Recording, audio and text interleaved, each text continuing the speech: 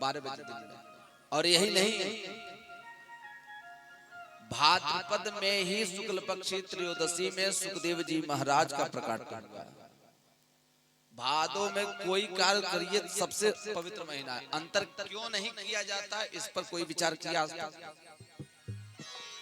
जब सारे देवगण भी भादों के महीने में जन्मे, तो भादों के महीने में कोई कार्य निषिद्ध क्यों किया गया? कभी पूछे? मौसम के कारण ना, मौसम के कारण नहीं, विज्ञान की विषय वस्तु नहीं है, विज्ञान इससे अभी पीछे है। मौसम के कारण नहीं, किसके कारण इसमें और कोई बता दे? आखिर मानते हैं ना कि भादों में गाय भी आके तो दूध नहीं खाया जाला, के दान कर दिया जाला। कहाँ है, कहाँ है बताइए? खाली इतने सुने हैं कि वहीं तक क्यों पूछबे नहीं कि क्या बताओ जाए। अभी सुने हैं ना कि उतने बताना चाहिए जितना परीक्षक पूछे, उससे ज्यादा बतौले मतलब बकलोल साबित भई।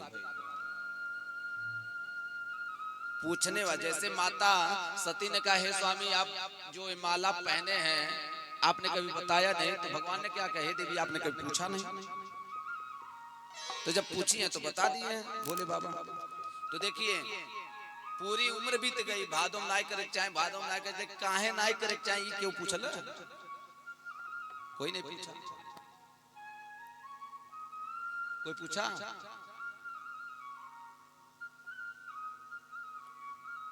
देखिए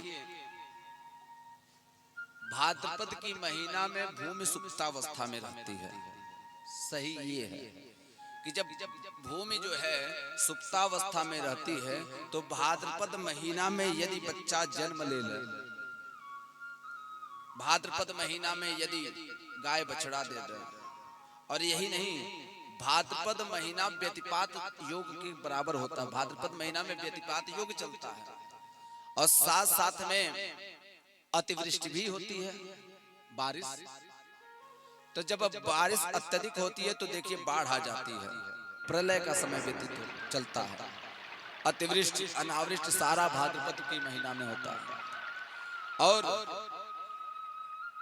जब भूमि सुप्तावस्था में आती है तो उस पर जनन करने वाली गाय, उसके मरने की संभावना ज्यादा हो जाती है, मृत हो सकती है, अशुभ हो जाता है, उसका दुग्ध पान करने वाला मुखिया के ऊपर आपदा आ सकती है। इसलिए भादों में गाय का जन्म लेना भी जो है, बछड़े को जन्म देना भी जो है अशुभ माना जाता है, इसलिए उसका दान कर दिया जाता है।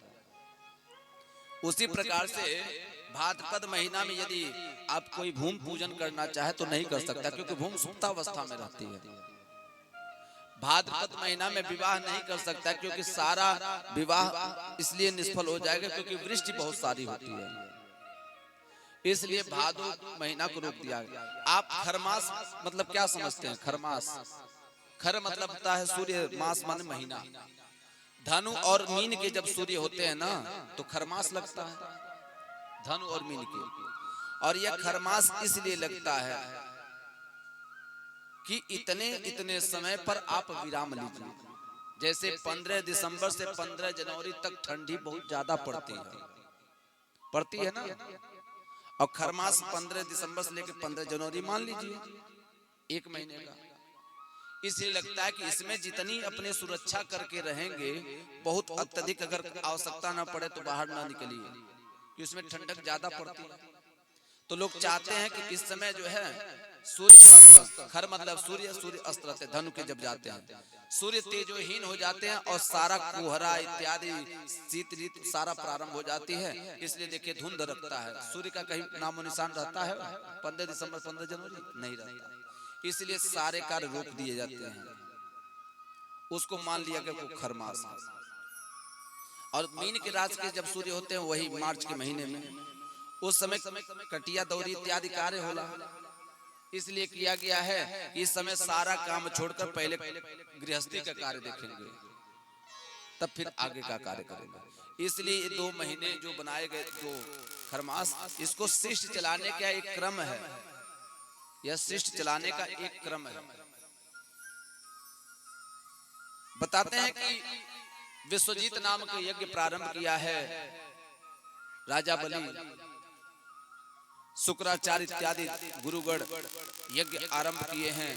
इधर भगवान देवताओं के कार्य सिद्ध करने के लिए राजा बलि से याचना करने के लिए चले हैं। क्यों? युद्ध कर नहीं सकते, 52 अंगुल के बनकर आए हैं, सुंदर स्वरूप है, तेजोमय स्वरूप है, और मानो इनका स्वरूप ऐसा है कि संपूर्ण सृष्टि जो है समाहित होती जा रही है। तुम हो यधम जनों के